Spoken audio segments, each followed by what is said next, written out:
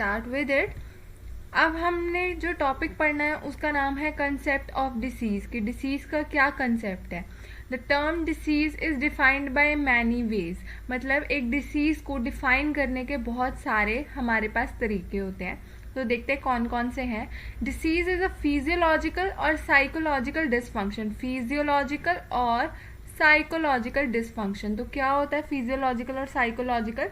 Physiological मतलब हमारी कोई फंक्शनिंग में प्रॉब्लम आ गई है, कोई बॉडी का पार्ट फंक्शन नहीं कर पा रहा है या बॉडी प्रॉपरली फंक्शनिंग नहीं कर पा रही है, तो भी हम कह सकते हैं कि उस पर्सन को डिसीज हो गया। ठीक है। साइकोलॉजिकल अगर हमारी थिंकिंग, ठीक है, मेंटल एबिलिटी, इन सब चीज़ों में अगर कहीं डिसफंक्शन हो जाता है, कोई खराबी आ जाती है, तो उसको क्या बोलते हैं हम? डिसीज। क्या बोलते हैं? डिसीज। तो डिसीज क्या है हमारा? फिजियोलॉजिकल और साइकोलॉजिकल डिसफंक्शन होता है। Disease is any deviation from normal state of complete physical, mental और social well-being। हमने पढ़ा था हेल्थ की डेफिनेशन। हेल्थ क्या थी हमारी? Complete physical, mental and social wellbeing होती थी। तो वो जो नॉर्मल स्टेट थी complete physical, mental and social wellbeing की, उससे थोड़ा भी पर्सन डेविएट हो जाता है तो उसको क्या बोलते हैं हम? डिसीज। डेविएशन क्या होता है? जैसे आप सीधा जा रहे हो लेकिन आप यहाँ कहीं मुड़ गए हो, तो ये आपकी डेविएशन है, आप उस सही पाथवे से थोड़ा मुड़ गए हो। तो डेविएशन क्या होता है? अगर हमारे नॉर्मल फिजिकल, मेंटल और सोशल वेलबींग में डेविएशन आ जाती है तो उसको क्या बोलते हैं हम? वो पर्सन को डिसीज हो गई है। ठीक है।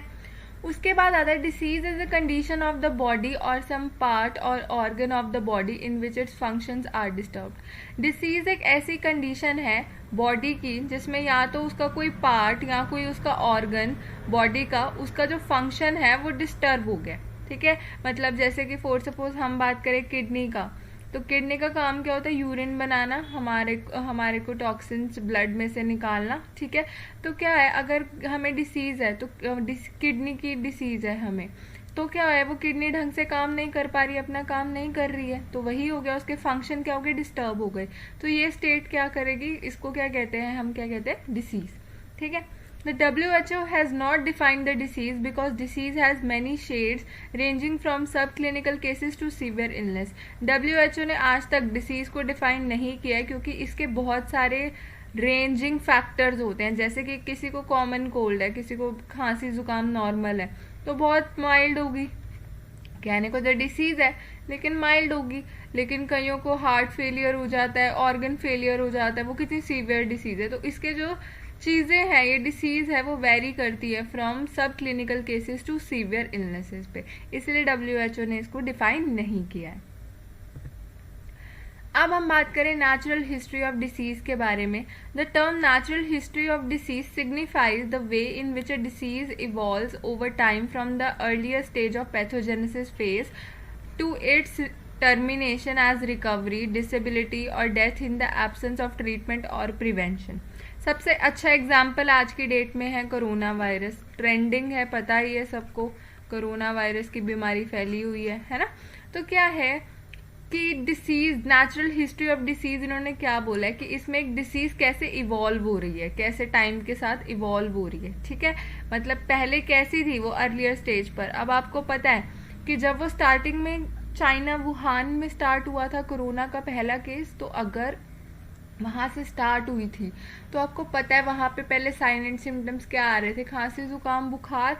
लेकिन अब इतना इवॉल्व हो गई है वो डिसीज़ कि अब उसको एनोस्मिया, मतलब लॉस ऑफ सेंस हो जाती है, लॉस ऑफ टेस्ट हो जाता है, डायरिया हो जाता है, और भी बहुत तरीके के sign and symptoms time to time हम डेवलप कर रहे हैं, क्योंकि हमारे पास कोई ट्रीटमेंट तो है नहीं उसका ना कोई, और प्रिवेंशन तो हम कर रहे हैं बट कितनी कर रहे हैं, हो रहे हैं ना फिर भी केसेस, और डेथ भी वो कर ही रही है। तो क्या है, ये होता है नेचुरल हिस्ट्री ऑफ डिसीज कि किस तरह से एक डिसीज है वो इवॉल्व हो रही है अपने पहले से लेकर बाद तक, जब तक उसे टर्मिनेट नहीं होना या डेथ कॉज कर रही है एब्सेंस ऑफ ट्रीटमेंट के केस में, तो वो कैसे disease time to time change हो रही है, इसको बोलते हैं हम natural history of disease. Okay.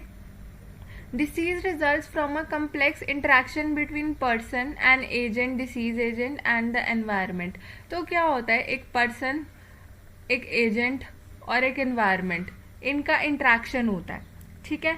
जैसे कि मलेरिया है, ठीक है, आपके आसपास पानी इकट्ठा है, वो आपका एनवायरनमेंट है, वहाँ पे मच्छर हैं, वो ब्रीड कर रहे हैं, मस्कीटोज वहाँ पे ब्रीड कर रहे हैं। वो मस्कीटो एक एजेंट बन के अपने अंदर प्लाज्मोडियम स्पीशीज लाकर आपको मलेरिया कॉज कर रहा है। तो ये कम्प्लेक्स इंट्रैक्शन ही हुई ना डिसीज की। मलेरिया डिसीज आपको हुई, किस किस की इंट्रैक्शन हुई? पर्सन की हुई, एजेंट की हुई और एनवायरनमेंट की हुई। ठीक है, तो जो नेचुरल हिस्ट्री है डिसीज की, उसके दो फेसेस आते हैं। कौन कौन से आते हैं हमारे पास? प्री पैथोजेनेसिस फेस और दूसरा हमारे पास होता है पैथोजेनेसिस फेस। कौन कौन सा? प्री पैथोजेनेसिस फेस और पैथोजेनेसिस फेस। ठीक है, अब पहले बात करते हैं हम प्री पैथोजेनेसिस फेस की। It is the face at which causative agent exist in the environment. हमको पता है जैसे कि कोरोना वायरस है, कोरोना वायरस का एग्जाम्पल लेते हैं हम इसमें। ठीक है, एक ऐसा फेस है ये जिसमें पॉजिटिव एजेंट एनवायरनमेंट में है कि वो एनवायरनमेंट में आ गया। फॉर सपोज कोई पर्सन इन्फेक्टेड ऑलरेडी था, उसने खांसा छींका, वो वहां पे ड्रॉपलेट्स गिर गए वहां पर, तो एनवायरनमेंट में आ गया positive agent. In this phase the man is expose to the risk of disease. अब जो पर्सन आसपास है उसके, उनको रिस्क हो गया डिसीज का कि अगर कोई वो टच करेगा, वहां सांस ले लेगा, उसके आसपास रहेगा, तो एक्सपोज ही है वो, उसको रिस्क है डिसीज होने का। ठीक है, the causative factors of disease may be classified as agent, host and environment. जो कॉज करते हैं वो एजेंट भी हो सकता है, कोई होस्ट भी हो सकता है, या एनवायरनमेंट भी हो सकता है। ठीक है, These three factors are referred to as epidemiological triad। इसको क्या बोलते हैं हम? Epidemiological tried. ये होता है एपिडेमियोलॉजिकल ट्राइड। हमारे पास एजेंट होता है, इसमें होस्ट होता है और इसमें एनवायरनमेंट होता है। होस्ट कौन होता है? जिसमें डिसीज होती है। करता कौन है? एजेंट करता है। और कहाँ से आता है? वो एनवायरनमेंट से आता है। तो ये हमारे पास एपिडेमियोलॉजिकल ट्राइड होता है एक। ठीक है, अब क्या है, जैसे कि कोरोना वायरस ही है। ठीक है, अब क्या है, एनवायरनमेंट से किसी पर्सन ने कोई ऐसी सरफेस को छुआ जहाँ पे कोरोना का वायरस पहले ही था। ठीक है, तो अब क्या है, एजेंट वायरस है, उसकी बॉडी में चला गया, होस्ट में जाके उसने डिसीज कर दी। अब होस्ट भी आगे जाएगा एनवायरनमेंट में और वो डिसीज फैलाएगा। तो ये एपिडेमियोलॉजिकल ट्राइड चलता ही रहता है डिसीज कॉज करने का। ठीक है, उसके बाद आता है हमारे पास pre pathogenesis phase. Pre pathogenesis वही था कि अब वो एनवायरनमेंट में आ गया है और अभी जो होस्ट है उसको रिस्क है डिसीज होने का। अब पैथोजेनेसिस फेज में क्या होता है? This phase starts with the entry of agent into human host. अब क्या है, फॉर सपोज कोरोना का एग्जांपल ले रहे थे, तो वो पर्सन ने जहाँ पे भी वो वायरस बैठा हुआ था, ठीक है, उस चीज को टच कर लिया और उसने अपने मुंह पे लगा लिया। तो अब एंट्री हो गई कोरोना वायरस की हमारी बॉडी में, तो एंट्री हो गई एजेंट की होस्ट में। The time interval from the entry of agent in the host to the appearance of disease is termed as incubation period. Important है, क्या होता है इंक्यूबेशन पीरियड? जब हमारे अंदर वो एंटर हो गया, फॉर सपोज वो 27 डेट थी, उस दिन को हमारा एंटर हुआ कोरोना वायरस बॉडी में और उसने अपना पहला साइन एंड सिम्टम दिखाया 29 तारीख को, बुखार, खांसी, जुकाम ये आ गया। तो ये 2 दिन का जो पीरियड था, 2 डेज का पीरियड था। ठीक है, तो ये क्या हो गया हमारा इंक्यूबेशन पीरियड। क्या हो गया हमारा incubation period? Entry of agent से लेकर जब तक वो पहला अपीयरेंस नहीं हो जाता डिसीज के साइन एंड सिम्टम का, उसको बोलते हैं हम इंक्यूबेशन पीरियड। ठीक है जी। During this period, the agent multiplies in the host tissue without producing symptoms of disease। 2 दिन में उसने क्या किया, कोरोना वायरस ने, वो अंदर गया, वो मल्टीप्लाई हुआ जाके और उसने अपनी कॉपीज बनाई। एक वायरस गया था, उसने अंदर जाके ऐसे ऐसे ऐसे ऐसे 100 वायरस और बनाए। ठीक है, मल्टीप्लाई हुआ होस्ट के टिश्यू में और कोई साइन एंड सिम्टम तब तक 2 दिन तक उसने प्रोड्यूस नहीं किया। ठीक है, The incubation period is followed by pathological changes in the form of early and late pathogenesis। तो incubation period के बाद क्या आएगा? pathological changes, जो भी हमारी बॉडी में वो चेंज करेगा, जैसे कि फीवर आ गया, उसी का मैं कोरोना का बता रही हूँ। फीवर आ गया, ठीक है, कोल्ड हो गया, कफ हो गया, टायर्डनेस हो गई, फटीग हो गया, मसल पेन होगी, सो मैनी थिंग्स। तो ये सारे क्या है, पैथोलॉजिकल चेंजेस हैं जो भी हमारी बॉडी में कौन कर रहा है, इंक्यूबेशन पीरियड के बाद वायरस करेगा। ठीक है, तो ये होता है हमारा पैथोजेनेसिस फेज। ठीक है जी। नेक्स्ट टॉपिक हमारे पास आता है डिसीज एजेंट। डिसीज एजेंट, तो डिसीज एजेंट क्या होता है? Disease agent is a substance living और नॉन लिविंग, डिपेंड करता है लिविंग है नॉन लिविंग है। ठीक है, लिविंग में कैसे कि अगर कोई वायरस है, एक अच्छा एग्जांपल देती हूँ, जैसे लिविंग में आ गया एजेंट कौन है, जैसे मलेरिया में मस्कीटो होता है। ठीक है, तो वो हमारा एक एजेंट है, उसने हमें मलेरिया कॉज करा। ठीक है। लेकिन अगर जैसे कोरोना वायरस की बात करें तो कोरोना वायरस हमें कहाँ से मिला? हमने कोई फॉर सपोज कोई सरफेस को टच किया जहाँ पर पहले ही वायरस था, तो इस केस में जो मलेरिया कर रहा है वो मस्कीटो लिविंग है और जो सरफेस है वो नॉन लिविंग। तो डिसीज एजेंट कोई भी हो सकता है, लिविंग भी हो सकता है, नॉन लिविंग भी हो सकता है। और अ फोर्स टेंजिबल और इंटेंजिबल, द एक्सेसिव प्रेजेंस और relative lack of which is the immediate cause of the partial disease, particular disease, sorry. तो इन्होंने क्या बोला है कि लिविंग भी हो सकता है, नॉन लिविंग भी हो सकता है और कोई फोर्स भी हो सकता है, ठीक है। एक्सेसिव प्रेजेंस, या तो उसकी बहुत ज़्यादा प्रेजेंस है या उसकी कमी है, तो जिसकी वजह से हमको डिसीज हो जाती है, ठीक है। सिंपली आपको कुछ इतना मुश्किल लग रहा है तो कुछ याद नहीं रखना, सिर्फ ये याद रखना है वो डिसीज एजेंट क्या होता है, कोई भी लिविंग या नॉन लिविंग सरफेस है जिसकी वजह से आपको कोई पर्टिकुलर डिसीज होती है, उसको हम बोलते हैं डिसीज एजेंट, ठीक है। अब बात करें the disease agents are classified as, अब इनकी क्लासिफिकेशन दी है हमारे पास। सबसे पहला आता है हमारे पास बायोलॉजिकल एजेंट, नाम से पता लग रहा है लिविंग होंगे biological agents. These are the micro organisms including, कौन कौन आता है इसमें, बैक्टीरिया आता है, वायरसेस आते हैं, फंजाई आती है, प्रोटोजोआ आते हैं, तो ये हमारे लिविंग हैं जो कि डिसीज को करते हैं। कोरोना वायरस भी हमारा बायोलॉजिकल एजेंट है, ठीक है जी। उसके बाद है न्यूट्रिएंट एजेंट। न्यूट्रिएंट एजेंट की बात करें, these include proteins, fats, carbohydrates, vitamin, minerals and water.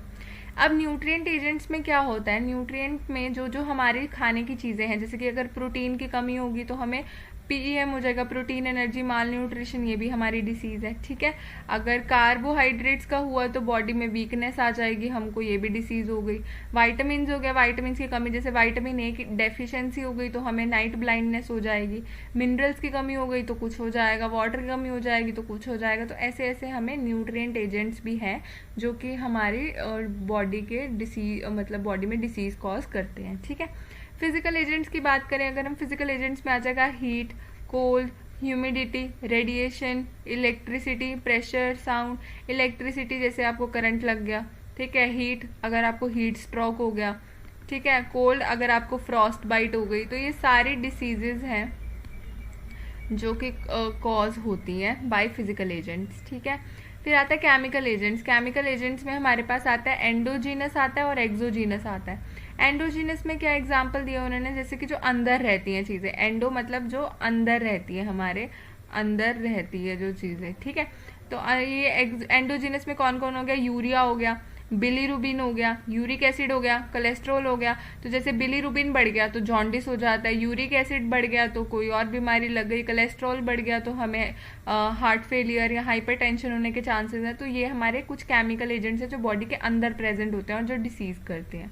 फिर आता है हमारे पास एक्सोजीनस। एक्सोजीनस क्या होता है, एक्सोजीनस वो होते हैं जैसे कि बाहर, जो है बाहर, ठीक है। बाहर मतलब हो गया जो हमारे आउटर एनवायरनमेंट में प्रेजेंट है, जैसे कि पॉलन्स हो गए, फ्यूम्स हो गई, गैसेस हो गई, इंसेक्टिसाइड्स हो गए, इनसे भी हमें काफ़ी तरह की बीमारियां लग सकती हैं, ठीक है।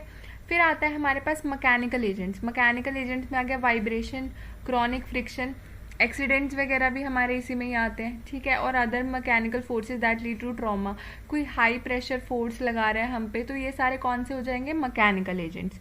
फिर है absence or insufficiency or excess factors necessary for health may be cause of disease like hormones and enzymes.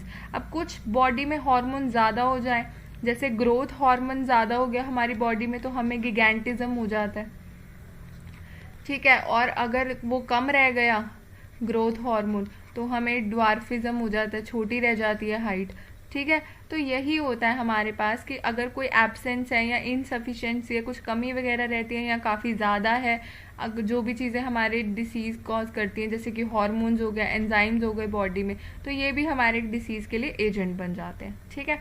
उसके बाद आता है हमारे पास सोशल एजेंट। सोशल एजेंट में आता है poverty, smoking, alcohol, okay, smoking, alcohol, unhealthy lifestyle, ठीक है। अब क्या है, कोई गरीब है और वो अच्छा सा नहीं खा पा रहा, ठीक है, उसको मतलब क्लीन डाइट नहीं मिल रही है, वो कुछ भी उठा के खा पी रहा है, तो वो भी कुछ उसे डिसीज कॉज करेगा। अगर वो नहीं खा रहा है वो भी उसको डिसीज कॉज करेगा। आपके पास पैसा है, आप अच्छा फूड अफोर्ड कर सकते हो तो आप डिसीज से बचे हुए हो, लेकिन कुछ होते हैं कि वो जंक फूड ज़्यादा खाते हैं तो वो भी एक बीमारी का घर है। स्मोकिंग, कुछ लोग स्मोकिंग करते हैं, ये आपका अपना लाइफस्टाइल हैबिट है, ये कोई आपको मतलब कंपलसरी नहीं है, आपकी लाइफस्टाइल हैबिट है। स्मोकिंग भी लंग कैंसर करता है, अल्कोहल भी लिवर फेलियर करता है, अनहेल्दी लाइफस्टाइल, सीडेंटरी बैठे रहते हैं, एक्सरसाइज नहीं करते हैं तो वो भी डिसीज़ कॉज करता है। तो ये हमारे कुछ एजेंट्स हैं डिसीज़ के जो कि हमको डिसीज़ करते हैं, ठीक है। उसके बाद आता है हमारे पास concepts of prevention of diseases, कि कैसे हम डिसीज़ से बच सकते हैं, क्या कंसेप्ट है। तो जो कंसेप्ट है प्रिवेंशन ऑफ डिसीज़ का, उसमें 3 लेवल आता है। कौन कौन सा आता है? प्राइमरी, सेकेंडरी और टर्शरी, ये 3 लेवल होते हैं। अगर मैं आपको एक बहुत सिंपल लैंग्वेज में ये चीज़ डिफाइन करूँ तो ये होगा प्राइमरी। डिसीज़ होने से पहले आप जो प्रिकॉशंस लेते हो बचाने के लिए, जैसे कि अगर आप लंग कैंसर से बचना चाहते हो, आप स्मोकिंग नहीं करते हो, ठीक है, आप हेल्दी लाइफस्टाइल रखते हो, आप ग्रीन लीफी वेजिटेबल्स खाते हो, ठीक है, आप सीडेंटरी लाइफस्टाइल नहीं जी रहे हो, तो ये सारी चीज़ें आपकी प्राइमरी प्रिवेंशन में आ जाएंगी, क्योंकि आप ये डिसीज़ से बचने के लिए कर रहे हो। सेकेंडरी में आ जाता है, सिंपल वे में बता रही हूँ, फिर हम डिटेल में पढ़ेंगे इनको। सेकेंडरी में आ जाता है वो कि डिसीज़ हो गई है लेकिन अभी शुरू हुई है, अर्ली स्टेजेस पर ही है, तो जो आप उसका ट्रीटमेंट करोगे वो हमारा सेकेंडरी में आता है। फिर टर्शरी में क्या आता है कि डिसीज़ एक्सेस लेवल पे, मतलब लास्ट स्टेज पर पहुंच चुकी है, अब रिवर्स नहीं हो सकता। जैसे कि कैंसर की लास्ट स्टेज आ जाती है, रिहैबिलिटेशन फैसिलिटीज़ चाहिए होती हैं, टर्मिनेटिंग इलनेस है, तो वो हमारी टर्शरी में आ जाती है, ठीक है। तो सिंपल ही है, डिसीज़ होने से पहले जो कर रहे हो वो प्राइमरी, डिसीज होने के बाद जो स्टार्टिंग में कर रहे हो और उसे रोकने की कोशिश कर रहे हो वो आ गया सेकेंडरी, और जो बिल्कुल वो एंड स्टेज पर पहुंच गई तब कर रहे हो वो टर्शरी हो गया। तो अब बात करें प्राइमरी प्रिवेंशन की। Primary prevention can be defined as action taken prior to the onset of disease. अभी डिसीज हुई नहीं है, आप उससे पहले ही एक्शन ले रहे हो, बता चुकी हूँ आपको, which removes the possibility of that disease will ever occur. अब क्या है, अगर आप लंग कैंसर से बचना चाहते हो, आप स्मोकिंग नहीं करते हो, आप हेल्दी लाइफस्टाइल रखते हो, तो आप पॉसिबिलिटी ही खत्म कर रहे हो कि आपको कभी फ्यूचर में लंग कैंसर होगा, है ना। तो यही होता है कि प्राइमरी प्रिवेंशन क्या होता है, वो एक्शन जो कि आप प्रायर ले रहे हो डिसीज होने से पहले, उसके चांस ही खत्म करने के लिए कि कभी हो ही ना, ठीक है। फिर आता है primary prevention is exercise to promote general health and wellbeing and quality of life of people.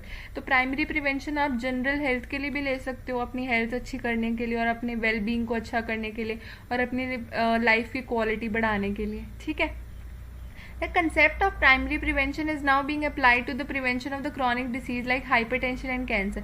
Hypertension और कैंसर से बचना है, वही है फैट्स कम लो, फ्राइड फूड मत खाओ, तो ये पहले से ही स्टार्ट करना पड़ता है अगर आपको डिसीज से बचना है तो, ठीक है जी।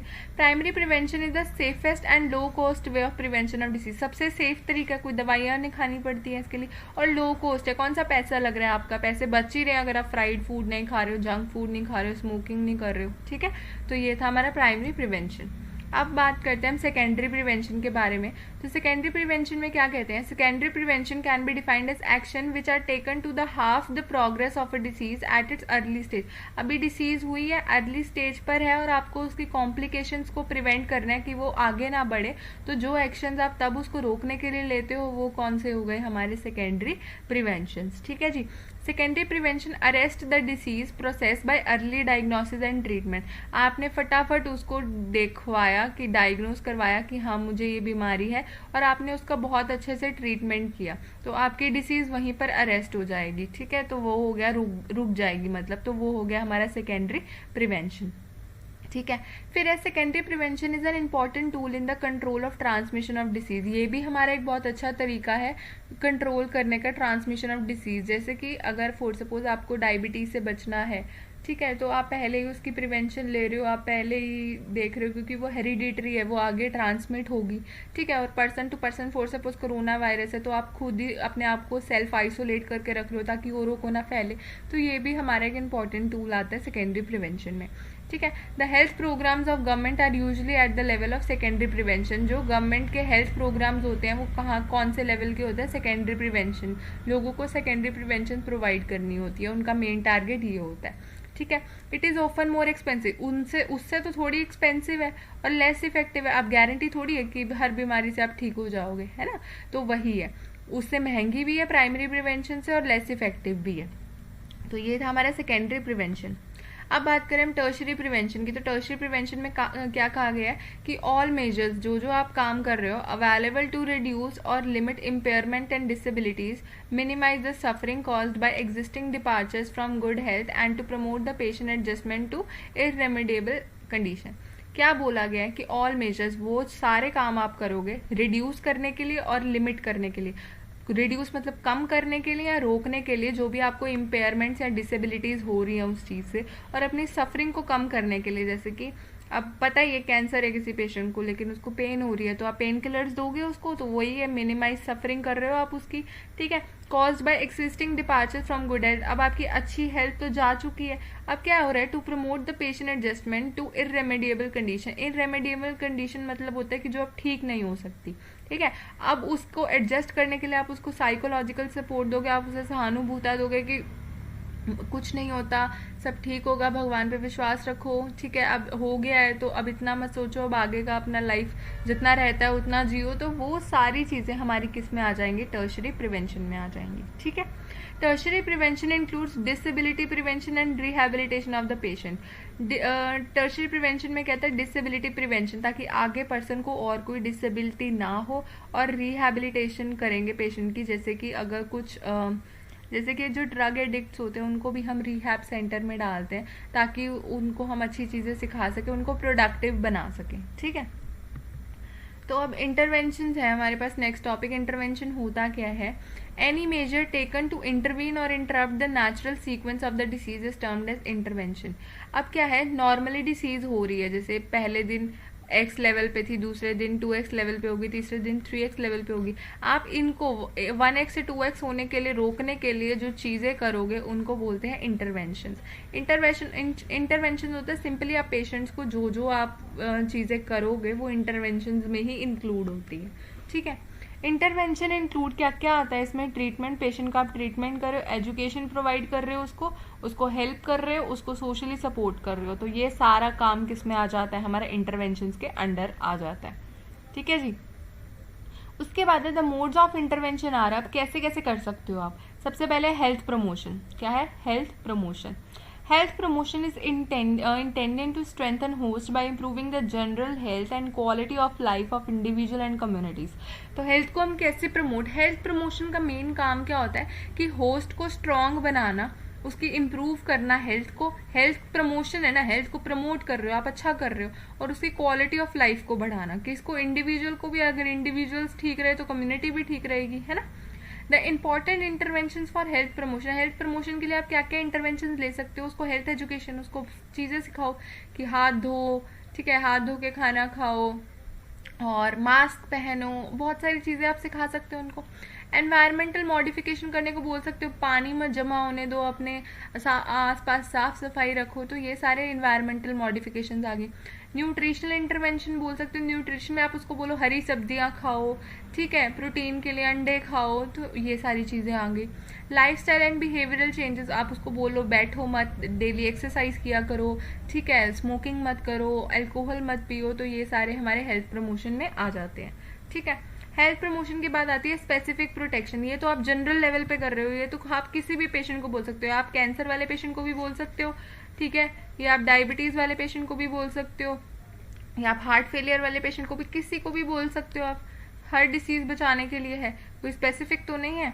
बट अब आ जाती है स्पेसिफिक प्रोटेक्शन, स्पेसिफिक में आ जाता है इट इंक्लूड स्पेसिफिक इम्यूनाइजेशन, टीकाकरण, ठीक है। तो क्या होता है इसमें, जैसे कि हेपेटाइटिस है, हेपेटाइटिस बचाने के लिए हेपेटाइटिस का इंजेक्शन लगवाते हो, ठीक है। Use of specific nutrients, blindness दूर करने के लिए विटामिन ए खाते हो, ठीक है। और प्रोटेक्शन अगेंस्ट एक्सीडेंट्स, एक्सीडेंट से प्रिवेंट होते हो, तो ये होगी स्पेसिफिक प्रोटेक्शन में। फिर आता है early diagnosis and treatment. Early diagnosis and treatment मतलब अर्ली डिटेक्ट कर लो आप डिसीज को, और ट्रीटमेंट उसका जल्दी जल्दी, ये ना बात को टालते जाओ, आपको पता है आपके साथ हो रहा है कुछ, बुखार चढ़ रहा है, ठीक है, ये नहीं आप टालते जाओ, उसको जल्दी से जल्दी दिखाओ, चेक करवाओ और उसका ट्रीटमेंट लो, वरना आगे पता नहीं क्या निकलेगा, ठीक है। फिर आता है डिसेबिलिटी लिमिटेशन। अब डिसेबिलिटी लिमिटेशन कैसे करेंगे हम, the objective at this level is to control the disease process by appropriate treatment to limit the disability and further complication. इसका मेन इस पॉइंट का ऑब्जेक्टिव क्या होता है कि लिमिट करना डिसेबिलिटी को। डिसेबिलिटी क्या होती है, जैसे कि कोई डिसीज है, कोई डिसीज़ हुई, उससे हमारा चलना फिरना बंद हो गया, हमें इम्पेयरमेंट हो गई, उससे हमें डिसेबिलिटी होगी और हेंस वो हमें हैंडीकैप बना देगा। तो ये डिसेबिलिटी ना होने देने के लिए यहीं तक ही रोका जाए और यहाँ से रिवर्स भेजा जाए, तो वो होती है डिसेबिलिटी लिमिटेशन। ठीक है जी। फिर आता है लास्ट हमारे पास rehabilitation. Rehabilitation okay, rehab centres भी बोलते हैं इनको। It is defined as the combined and coordinated use of medical, social, educational and vocational measures for training and retraining the individual to the highest possible level of functionability। क्या होता है, जैसे कि कोई जेल से छूटा है, उसको रिहैब सेंटर में डालते हैं पहले। कोई ड्रग एडिक्ट है, उसको रिहैब सेंटर में डालते हैं पहले। क्यों? कि इसमें क्या होता है, हम उसे मेडिकली भी ट्रीट कर रहे हैं, उसको सोशली भी बता रहे हैं, उसे एजुकेशन भी प्रोवाइड कर रहे हैं, और उसको वोकेशनल, ताकि आगे जाके वो जॉब कर सके। ठीक है, जैसे कोई कैंसर से अब निकला है पेशेंट और ठीक होके, तो अब उसको लगेगा जॉब अपॉर्चुनिटीज नहीं है उसके पास। जैसे कोई डिप्रेशन का पेशेंट है, जॉब अपॉर्चुनिटीज नहीं है, वो और डिप्रेस हो जाएगा, तो हमें उसको वोकेशनल मेजर्स भी प्रोवाइड करनी है ताकि वो जॉब भी लग सके, अपने आप को अर्न कर सकते और अपने आप को प्रोडक्टिव बना सके। ठीक है, और उसको कहाँ तक करना है, हाईएस्ट पॉसिबल लेवल ऑफ फंक्शनेबिलिटी, जितना उससे हम करवा सकते हैं उतना हम करवाते हैं। ठीक है, इंपॉर्टेंट एरियाज ऑफ रिहैब में आ जाता है। मेडिकल रिहैबिलिटेशन में आ गया रेस्टोरेशन ऑफ द फंक्शन।